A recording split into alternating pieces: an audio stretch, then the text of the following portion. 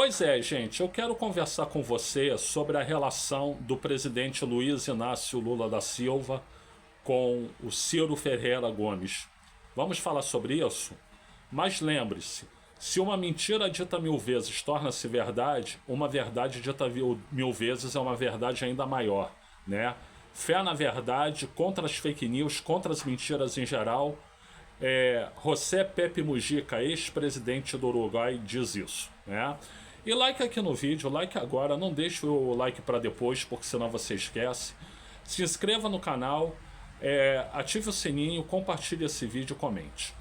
Bom, gente, então, como é que começou a relação de aliança do presidente Luiz Inácio Lula da Silva e do Ciro Gomes, do Ciro Ferreira Gomes? Essa aliança começou em 2002, né? Perdão, para vocês lembrarem, em 2002 o Luiz Inácio Lula da Silva era candidato a presidente pela 4ª vez e o Ciro Ferreira Gomes era candidato a presidente pela 2ª vez, né? Eu, inclusive, votei no Ciro no primeiro turno e votei no Lula no segundo turno, né?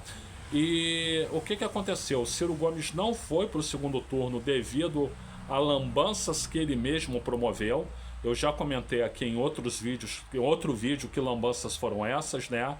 Mas o Lula foi para o segundo turno com José Serra. E aí eles fizeram um acordo, o Ciro apoiou o Lula no segundo turno, o Lula venceu as eleições, né?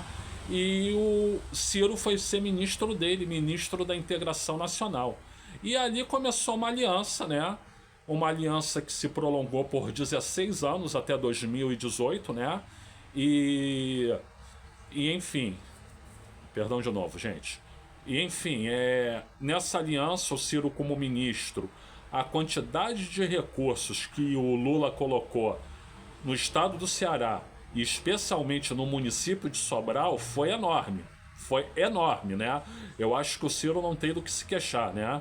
Portanto, quando ele alardeia por aí que ele é o responsável pelo modelo de educação lá de Sobral, que é dos melhores do Brasil e etc, né?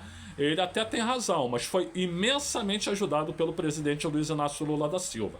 Era motivo para ele ter gratidão eterna, né? Tem vídeos dessa época dizendo o Ciro defendendo o Lula, dizendo que o Lula melhorou muito o país, que eu até já publiquei lá na minha comunidade, né?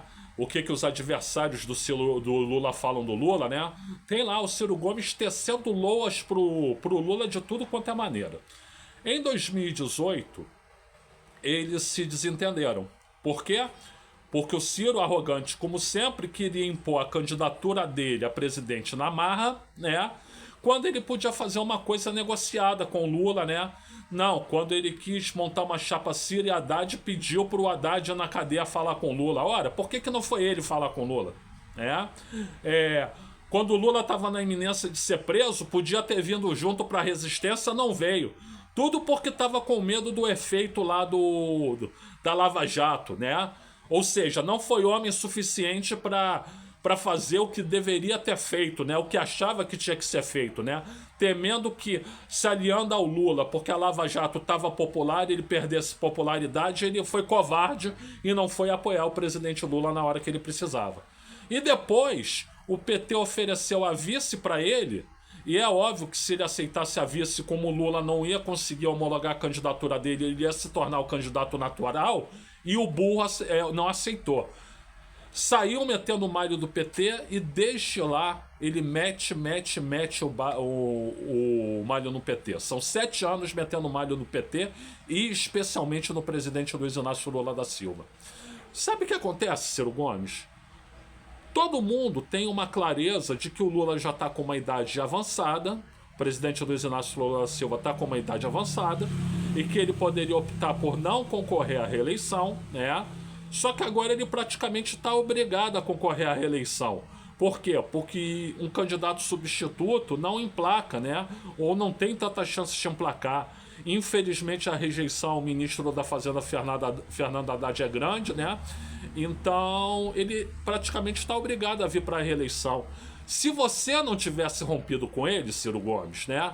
Se você não tivesse rompido com ele, tivesse permanecido aliado, quem você acha numa situação dessas em que ele possivelmente pode não concorrer à reeleição, porque ele está cansado, já está com idade, etc. Seria o candidato dele. Você seria o candidato dele. Só que você jogou tudo fora. Como sempre, Ciro Gomes, você joga tudo fora, né?